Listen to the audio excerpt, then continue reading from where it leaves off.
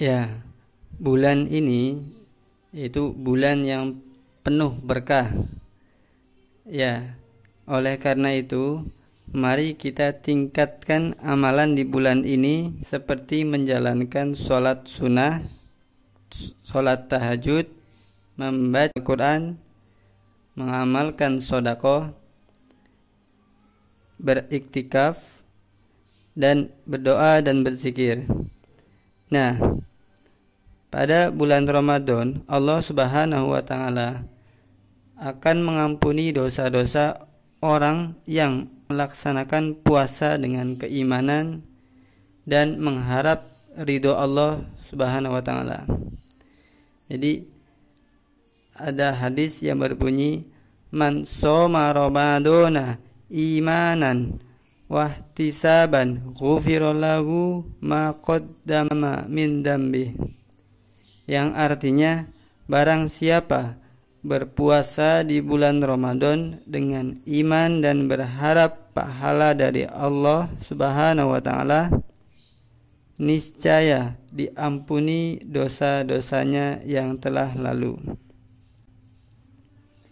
Jadi dosa-dosa yang banyak akan diampuni di bulan Ramadan ini.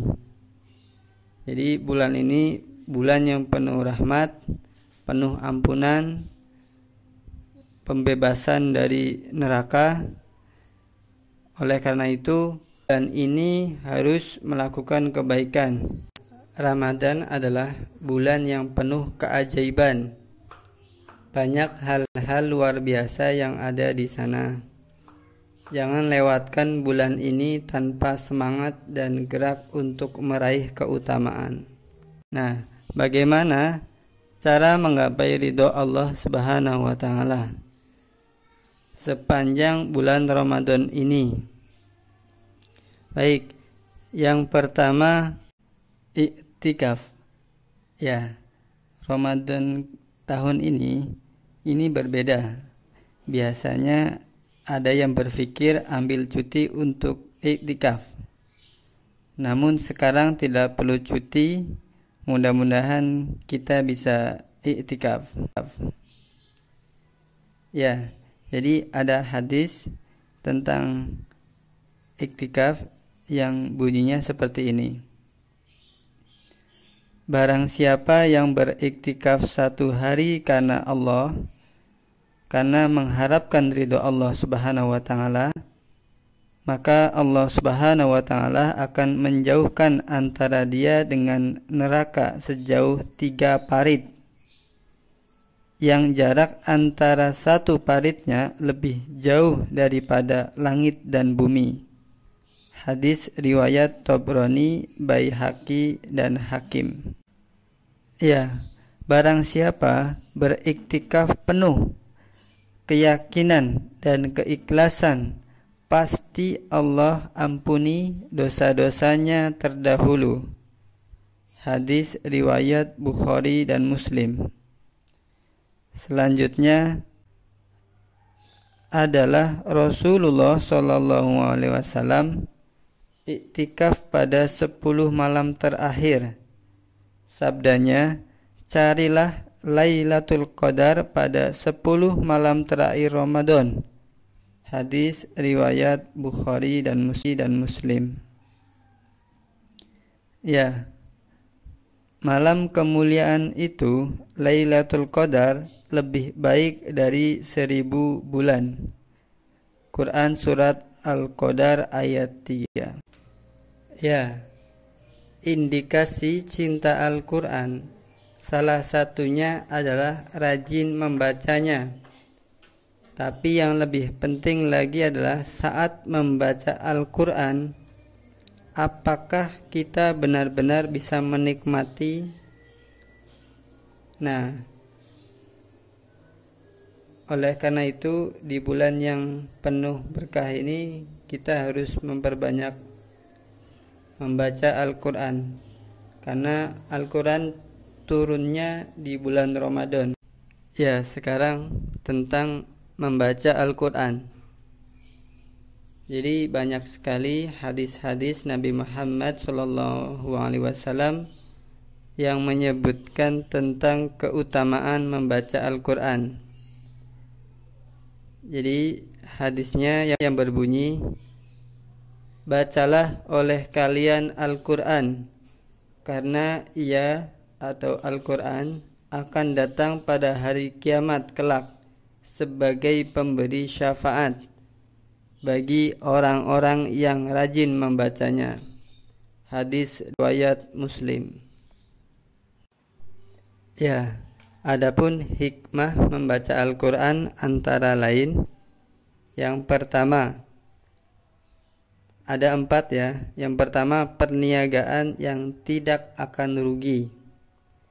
Jadi di Quran surat Al-Fatir ayat 29, yang artinya sesungguhnya orang yang selalu membaca kitab Allah dan mendirikan sholat dan menafkahkan sebagian rezeki yang kami anugerahkan kepada mereka dengan diam-diam dan terang-terangan, yaitu mengharapkan perniagaan yang tidak merugi. Yaitu sekarang yang kedua, mendapatkan pahala dan kebaikan. Jadi membaca Al-Quran dapat menjadikan suasana sekitar menjadi lebih damai, tenang, dan penuh dengan keberkahan. Maka dari itu, seseorang yang membaca Al-Quran akan mendapatkan pahala yang berlipat ganda dan kebaikan dari Allah Subhanahu wa Ta'ala sebagai manusia yang soleh. Jadi di hadis riwayat At-Tirmizi yang bunyinya seperti ini, barang siapa yang membaca 1 huruf saja, maka seseorang akan mendapatkan kebaikan 1 kali. Tetapi setiap kebaikan akan dibalas dengan 10 kalinya. Selanjutnya yang ketiga, memperoleh rahmat dan lindungan oleh malaikat. Jadi Rasulullah SAW bersabda, suatu kaum tidak berkumpul di rumah dari beberapa rumah Allah untuk membaca Al-Quran dan mempelajarinya, melainkan sakinah atau ketenangan turun kepada mereka, rahmat menutupi mereka, dan malaikat menyelimuti mereka, bahkan Allah selalu meridhoinya. Hadis riwayat Muslim dari Abu Hurairah. Selanjutnya yang terakhir, mendapatkan syafaat kepadanya di akhirat. Ya, dalam hadis riwayat Muslim dari Abu Umamah Al-Bahili rahimakumullah radhiyallahu anhu, bacalah Al-Quran, sungguh ia akan datang pada hari kiamat memberikan syafaat kepada orang yang rajin membacanya. Bacalah 2 surat yang bersinar terang, Baqarah dan Ali Imran. Sungguh keduanya kelak di hari kiamat akan datang bagaikan 2 awan yang menaungi, membela orang yang rajin membacanya. Ya, dengan berzikir kita mengingat Allah Subhanahu wa Ta'ala baik dari lisan maupun perbuatan. Jadi berzikir dapat menuntun kita untuk mendapatkan ridho dan rahmat Allah Subhanahu wa Ta'ala agar atas segala sesuatu. Ya, keutamaan berzikir, Bapak akan menyampaikan hanya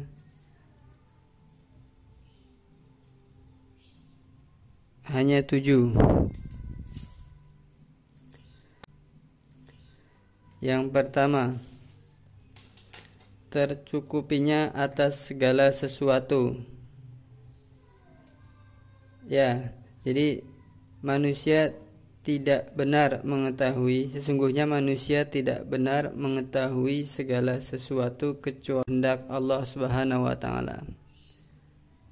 Karena Allah Maha mengetahui, sehingga ketika kita senantiasa berzikir, Allah akan memenuhi atas segala yang kita butuhkan, entah dalam wujud atau apapun yang bahkan terkadang tidak kita sadari.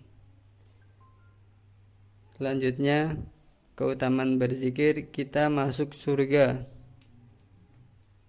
Ya, dari Syahdad bin Aus radhiyallahu anhu. Ya, Rasulullah sallallahu alaihi wasallam bersabda, barang siapa mengucapkan zikir ini di siang hari dalam keadaan penuh keyakinan, lalu ia mati pada hari tersebut sebelum sore, maka ia termasuk penghuni surga. Dan barang siapa yang mengucapkan di malam hari dalam keadaan penuh keyakinan, lalu ia mati sebelum subuh, maka ia termasuk penghuni surga. Hadis riwayat Bukhari.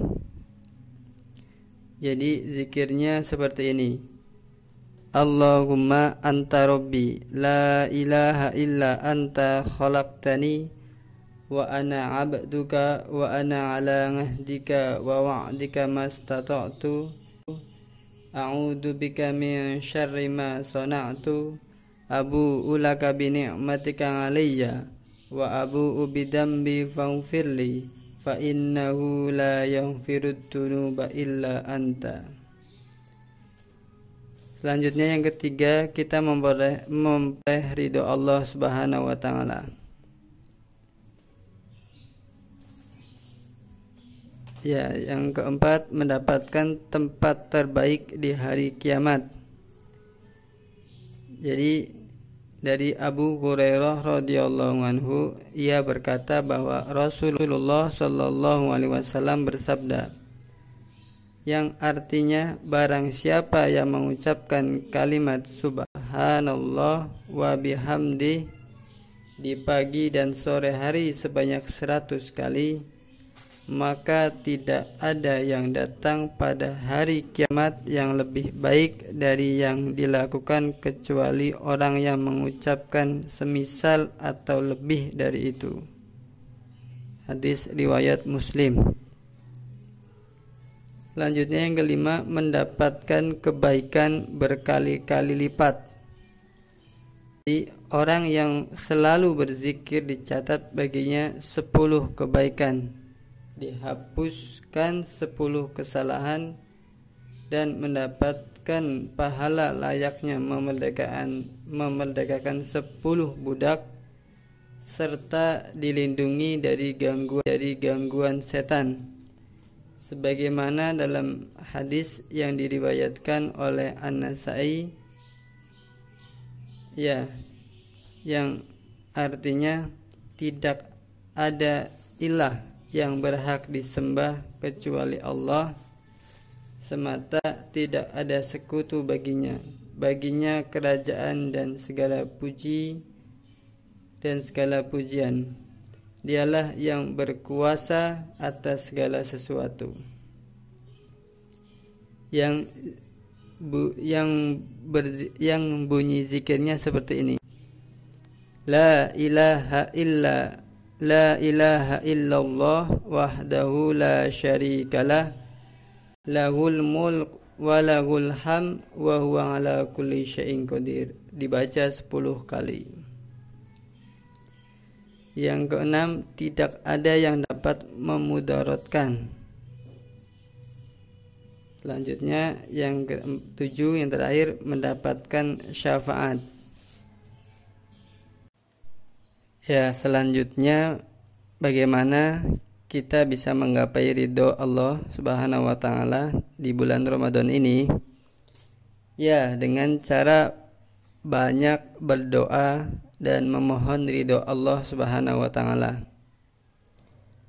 Jadi mengharap ridho Allah Subhanahu wa taala harus dizikirkan setiap orang, setiap detik, karena ridho Allah adalah pakaian seorang mukmin yang melekat pada tubuhnya dalam kondisi apapun yang menimpa pada dirinya.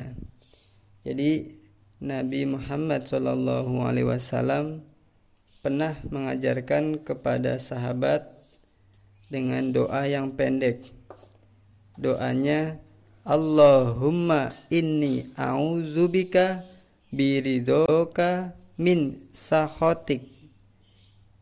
Ya, yang artinya, ya Allah, sesungguhnya aku berlindung kepada ridhomu dari murkamu. Jadi jika Allah Subhanahu wa taala sudah ridho, bukan hanya kebutuhan kita yang Allah cukupkan, bahkan keinginan-keinginan kita akan Allah berikan. Ya, keutamaan sedekah. Sesungguhnya orang-orang yang bersedekah, baik laki-laki maupun perempuan, dan meminjamkan kepada Allah dengan pinjaman yang baik, niscaya akan dilipat gandakan pahalanya kepada mereka dan bagi mereka pahala yang banyak. Quran Surat Al-Hadid ayat 18.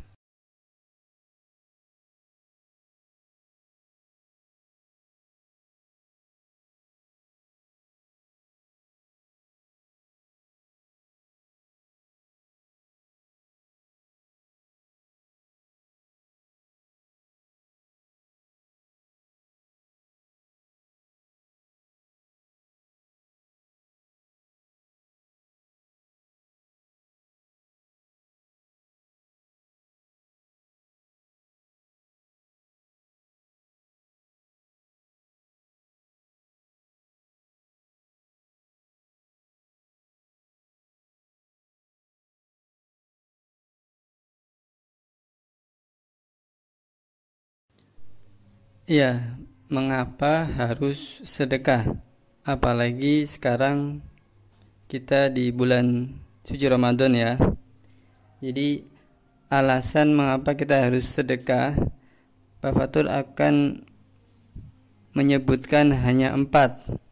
Yang pertama, sedekah adalah tiket menuju surga. Jadi di Quran surat Ali Imran ayat 133 sampai 134 yang artinya, dan bersegeralah kamu kepada ampunan dari Tuhanmu dan kepada surga yang luasnya seluas langit dan bumi yang disediakan untuk orang-orang yang bertakwa, yaitu orang-orang yang menafkahkan hartanya baik di waktu lapang maupun sempit. Selanjutnya yang kedua, sedekah dapat menolak bala, bahkan dari azab yang pedih. Nah, jadi di Quran surat As-Saff ayat 10 sampai 11 yang artinya, hai orang-orang yang beriman, sukakah kamu aku tunjukkan suatu perniagaan yang dapat menyelamatkanmu dari azab yang pedih, yaitu kamu beriman kepada Allah Subhanahu wa taala dan Rasul-Nya dan berjihad di jalan Allah dengan harta dan jiwamu. Itulah yang lebih baik bagimu jika kamu mengetahui. Selanjutnya yang ketiga, sedekahlah sebelum terlambat, karena orang yang sudah meninggal ingin dihidupkan kembali hanya untuk bersedekah. Selanjutnya yang keempat, yang terakhir ya, sedekah pahalanya terus mengalir. Jadi ada 3 amalan yang pahalanya terus mengalir. Yang pertama, sedekah jariyah, ilmu yang bermanfaat, dan anak soleh yang selalu mendoakan kedua orang tuanya. Jadi apalagi kita sekarang di bulan suci Ramadan, pahalanya akan dilipat gandakan. Ya, keutamaan sedekah. Sesungguhnya orang-orang yang bersedekah, baik laki-laki maupun perempuan, dan meminjamkan kepada Allah dengan pinjaman yang baik, niscaya akan dilipat gandakan pahalanya kepada mereka dan bagi mereka pahala yang banyak. Quran Surat Al-Hadid ayat 18.